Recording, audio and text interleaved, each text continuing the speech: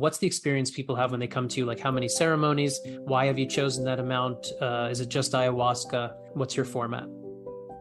We hold a number of different kinds of retreats and plant medicine experiences, but our main retreat is an ayahuasca retreat.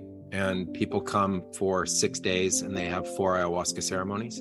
And we hold them 2 back-to-back. So the first night and second night have ceremony. Then we take the third night off. And then the fourth and the fifth night have ceremony. And on the 6th day, we return. The format for it is ultimately what we consider a treatment. And so 3 or 4 ceremonies is a treatment. And the reason why we picked 4 over 3 is that it gives people 1 extra ceremony, which just takes a lot of pressure off. There's a number of different ways to practice. I go through a process that I call introduction, deepening, and then expansion and infinity. The introduction allows us, that extra ceremony gives us that introductory step, which is bringing ayahuasca into the body, even for people who've participated before, they've been away from it for months. And so it is a true introduction of the chemical components that are found in ayahuasca, which are very potent.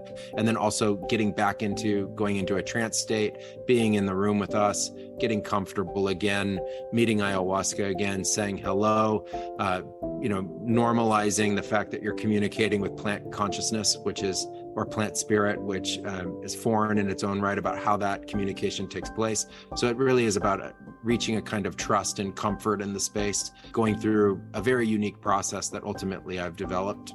We share a technology that I codified called Sanctuary. The purpose of Sanctuary is to bring absolute safety and security to the experience and give us an opportunity to actually learn how to turn off our fear. Many people talk about the safety concerns inside ayahuasca, and I've created a space where we're actually the safest we could possibly be, not facing the fears of some kind of potential danger. And so when we finally enter into a truly safe space, our fears are now irrational, and we need to learn how to actually turn them off. And so that takes a while to reorient our consciousness, because all of us live in a certain level of fear in general, just within our consciousness. It doesn't mean being scared emotionally, but it just means a certain kind of distrust or fear that we're actually experiencing all the time. We enter into Sanctuary. It's very real. It's not just a series of beliefs. It's a recodification of space-time that allows us to truly create that together. As we do that, it allows us a very, very deep journey, because we become calmer into an ecstatic state instead of becoming agitated into the ecstatic state. So I guide everybody to become calmer and calmer and calmer, more and more and more receptive to the experience, to the ayahuasca, to the communion, to spirit, and then ultimately higher dimensional states of consciousness and unified or divine states of consciousness.